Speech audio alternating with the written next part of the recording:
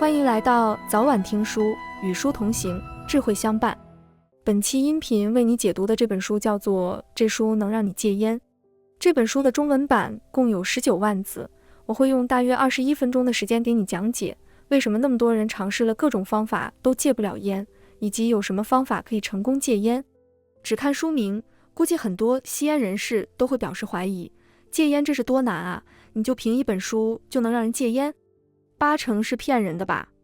其实并不是。这本书自首次出版以来，已经畅销了25年，全球销量超过900万册。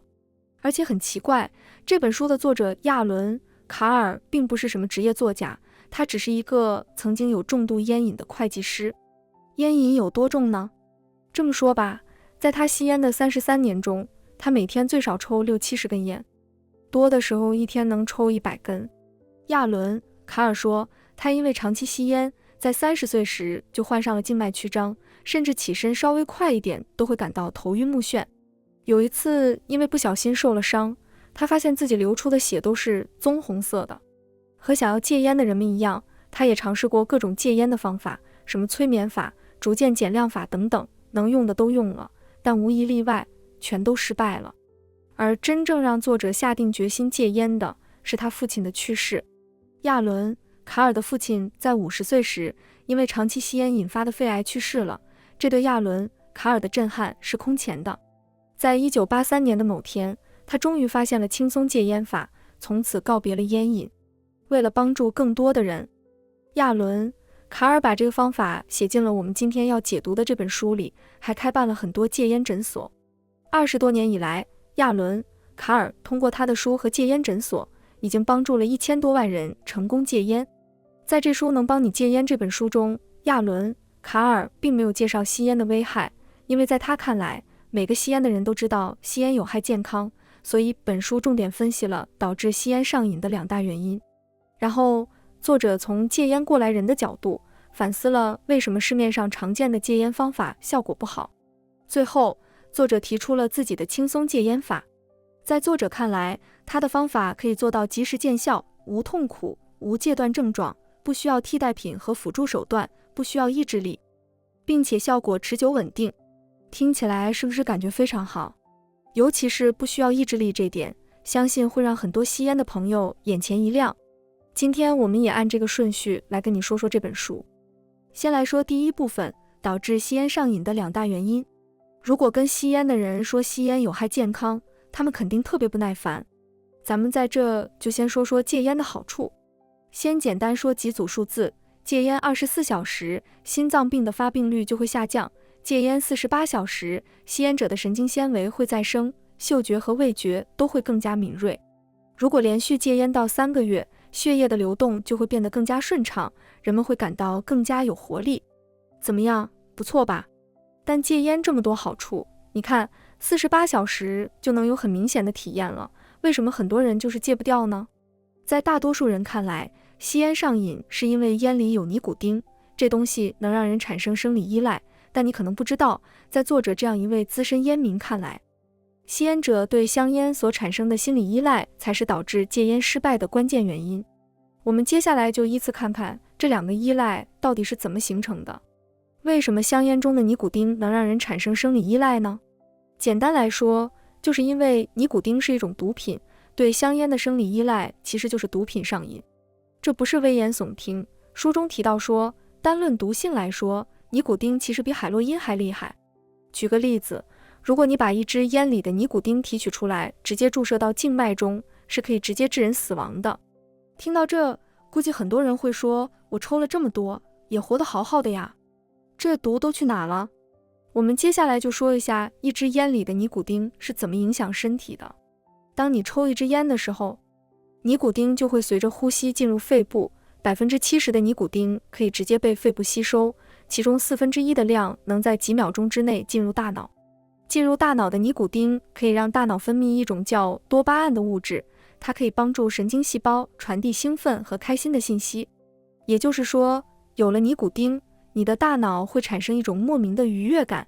中国不是有种说法吗？叫饭后一支烟，赛过活神仙，这其实就是尼古丁刺激多巴胺分泌的结果。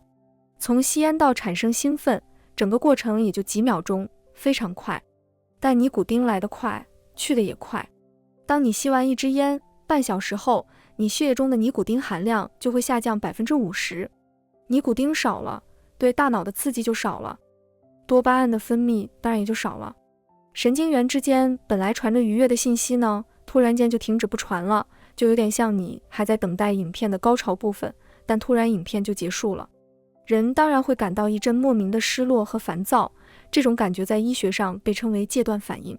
注意，在这个节骨眼上，大多数人为了找到消失的快感，会再点上一支烟，让尼古丁再次刺激大脑，这样就形成了恶性循环，也就是我们前面所说的生理依赖。很多吸烟者听到这，可能想说尼古丁比海洛因还厉害，那肯定特别难戒呀。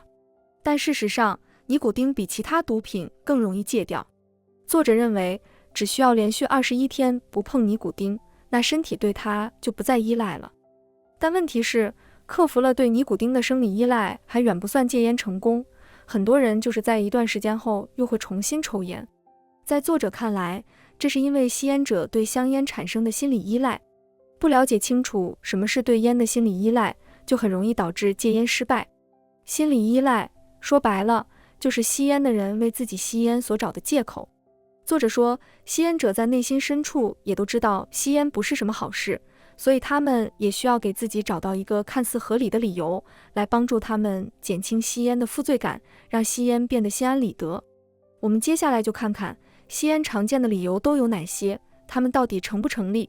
吸烟的人最常用的一个理由就是吸烟能够缓解压力。这里所说的压力，一般都来自生活中各种繁琐的小事，比如在单位被老板骂了，回家跟老婆吵架了等等。每当遇到这种情况，吸烟者就会以缓解压力为理由，点上一根烟。我们刚刚也说了，烟里的尼古丁确实可以让大脑出现短暂的愉悦感，但这其实是在逃避现实问题，不仅不会缓解压力，相反还会增加压力。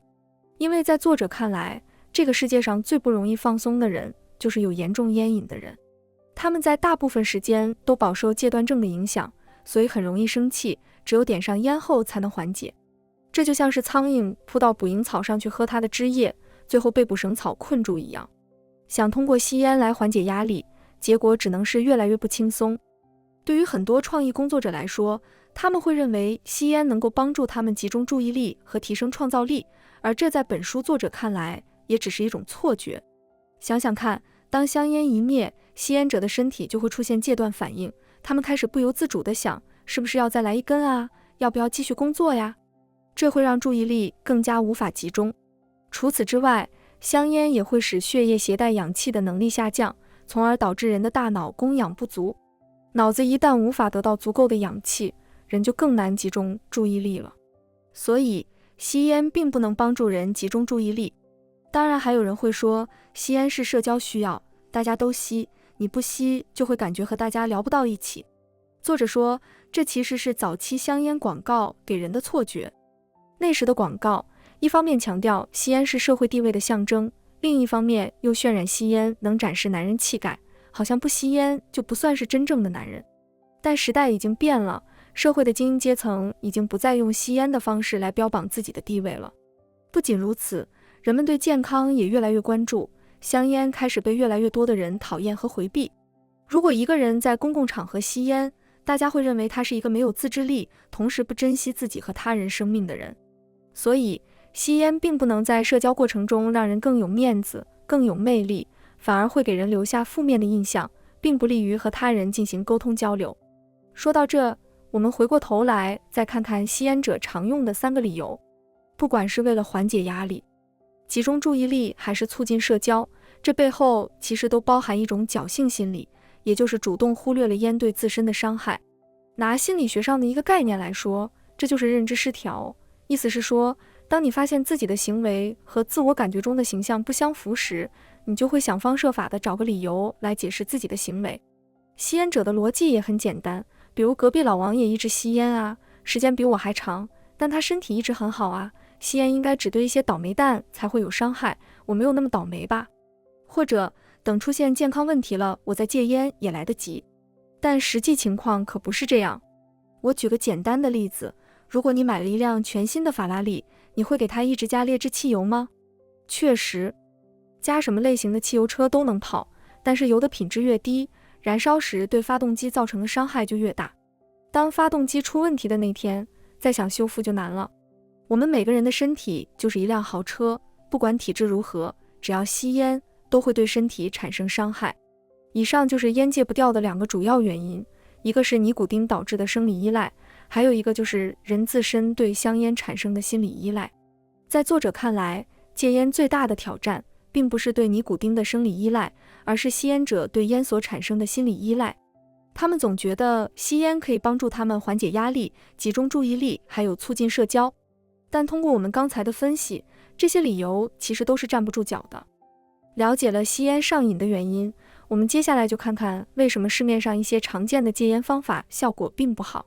在作者看来，很多戒烟方法就是因为不能帮助吸烟者有效地摆脱对烟的依赖，所以达不到好的效果。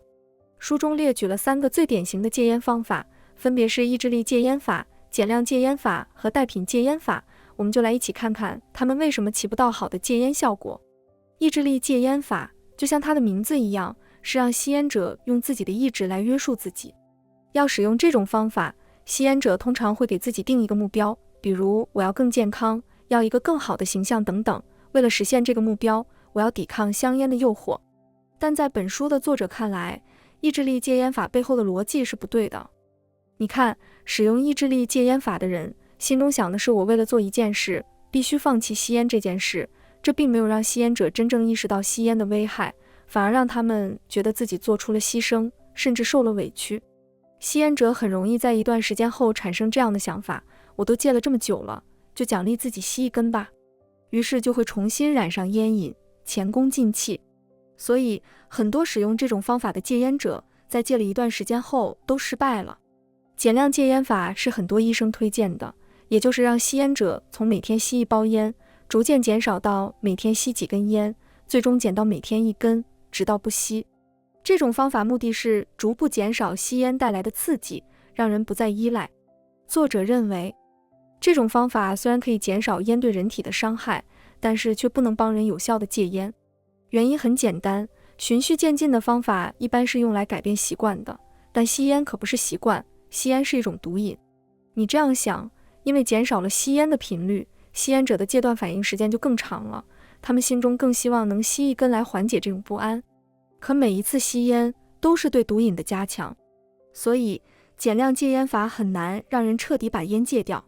替代品戒烟法是我们要说的第3种方法，就是让吸烟者去吃一些戒烟糖、薄荷糖之类的，把嘴占上。在作者看来，用这种戒烟法更难成功，因为替代品戒烟法并没有让戒烟者意识到吸烟的危害，反而暗示吸烟者他是需要烟的。但我们刚刚也分析了，不管是从生理上还是从社交上来说，吸烟这事都不是必要的。所以错误的暗示会让这种戒烟方法更加的无效，甚至会让人因为吃太多的糖类替代品而得了肥胖症。总结来说，以上3种戒烟方法都没有让人意识到烟是一种毒品，恰恰相反，他们反而在暗示烟是必需品，这在一定程度上加重了吸烟者对烟的依赖，当然也就无法达到戒烟的效果。通过对这些常用自主戒烟法的分析，作者认为戒烟既不需要意志力，也不需要替代品，只要从内心深处认识到吸烟的危害，摆脱对烟的心理依赖，戒烟就能成功。作者把这种方法叫做轻松戒烟法。这个戒烟法到底是怎么回事呢？首先，轻松烟法反复强调一个事实，那就是吸烟就是吸毒，一旦决定戒烟，就绝不能再吸一口。尼古丁就是毒品，戒不掉烟其实就是患有尼古丁毒瘾。所以不要想着循序渐进，也不要有就吸一口的想法，因为吸了第1口就会有第2口，这是毒瘾发作，可不是什么习惯。不管是连续的还是间歇的吸烟，都不会让烟瘾好转，只会越来越重。所以对于想戒烟的人来说，一旦决定戒烟，就不要再质疑自己的这个决定。书中给出一种方法叫做想象法，可以帮助吸烟者战胜戒烟后出现的戒断反应。你可以把尼古丁毒瘾想象成一条体内的小毒虫，作为战士的你就是要战胜它。这条小毒虫有一个弱点，它只要没有尼古丁可吃，就会越来越瘦，直到死亡。在不吸烟的时间里，这条小毒虫被饿得越来越瘦，一旦你没忍住吸了一口，这只小毒虫就会再度活跃起来，甚至变成哥斯拉那样的怪兽。所以戒烟就是一系列的战斗，每成功坚持1天就是一场胜利。当坚持21天之后，这只毒虫就彻底被饿死了，你就会取得这场战斗的胜利。和靠意志力戒烟不同，想象法不会让戒烟者觉得自己做出了很大的牺牲，也就更容易被接受。作者说，像他这样的重度烟瘾患者，就是靠这种方法成功的。认清吸烟是吸毒的事实后，轻松戒烟法强调的第二个事实是，戒烟不会让人放弃任何东西。我们之前已经说过了，吸烟并不能帮人减压，也不会提高人的注意力和创造力，更不能为吸烟者创造更多的社交机会。吸烟带来的只有更多的压力。戒烟不会让人放弃任何东西，这个事实在戒烟前一定要认识清楚。那有人会说，出门不带烟，我会感到莫名的不安啊，这个怎么办？作者的轻松戒烟法提供了这样一种思维方式。比如，很多人在第一次学习跳水的时候，跳下去之前都会感觉很恐惧、很不安，这是人的正常心理，对没经历过的事情都会有点担心。但当你鼓足勇气跳下去的时候，你会发现，跳水不过如此吗？这事也不是想象的那么恐怖。所以，当戒烟的过程中遇到这种不安心理时，作者建议使用这样的转换思维，想想吸烟前的生活，想想第一次跳水或者第一次做某事的心情，用自己的逻辑去说服自己，克服这种莫名的不安。作者作为一名戒烟过来人，他发现很多人戒烟失败，就是因为周围还有吸烟者。其实这也好理解，你一个人可能没觉得饿，但如果一群人在你面前大吃大喝，估计大部分时候你会忍不住吃2口。不同于其他戒烟法，作者的轻松戒烟法并不建议戒烟者放弃社交，恰恰相反，作者建议戒烟的过程中要全心全意地享受生活。如果遇到抽烟的人，作者倒建议换一种角度来思考，你对他们的心态不应该是羡慕，而应该是一种怜悯。这很好理解，你遇到染上海洛因毒瘾的人会羡慕他们吗？不仅如此，作者还建议戒烟者在戒烟过程中可以试着帮助别人一起戒烟，这一招是很妙的。就像要学好一门技术，最好的方法是尝试教别人这门技术，而戒烟最好的手段恰恰也是帮别人来戒烟。当戒烟者能够帮助更多人戒烟时，这种正反馈也会帮助他们自己戒烟成功。所以认清楚吸烟就是吸毒，还有戒烟不会让你放弃任何东西这2个事实，使用不同的思维方式来调整自己的心态，并且把为自己戒烟变成带领大家一起戒烟，这就是本书所讲的轻松戒烟法。如果非要总结，那就是决定今后不再吸烟了，然后不要质疑，开心快乐地面对这个决定就行了。刚刚说的那些，我们都是站在吸烟者的角度来讲的。如果你想劝家里的人戒烟，本书也给出了建议。不同于给吸烟者的方法，作者建议在帮助家人戒烟时，咱们要理解戒烟过程中的痛苦，不要反复强调戒烟很容易，就像一个英国人不应该去安慰中国人说学习英语多么简单一样。戒烟过程中的痛苦肯定是戒烟者自己最清楚的，所以你能做的就是告诉他，戒烟后的他不仅更加健康，也更加的有魅力了。这种正面的鼓励会成为戒烟者重要的精神支柱，也会给他们带来希望。当然，你也可以多带他们去接触那些戒烟成功的人，让他们看看戒烟之后的生活是多么美好。到这里，本期音频的主要内容就说完了。我们再来回顾一下本期音频都说了哪些内容。我们首先分析了戒烟难的原因，主要有2个，一个是对尼古丁的生理依赖，另一个是吸烟者自己对香烟产生的心理依赖。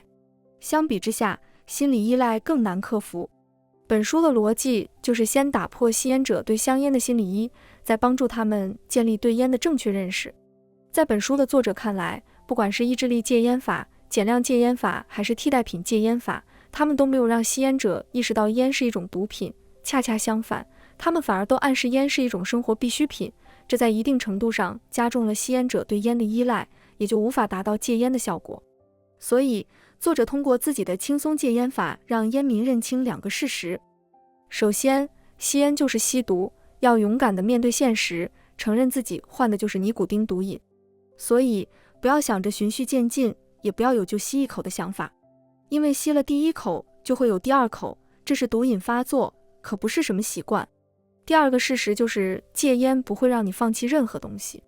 在戒烟的过程中你不会受到什么委屈，而且只有把烟戒掉，你才会告别无端的压力和空虚的感觉，告别大黄牙和咳嗽，开始更加快乐的生活。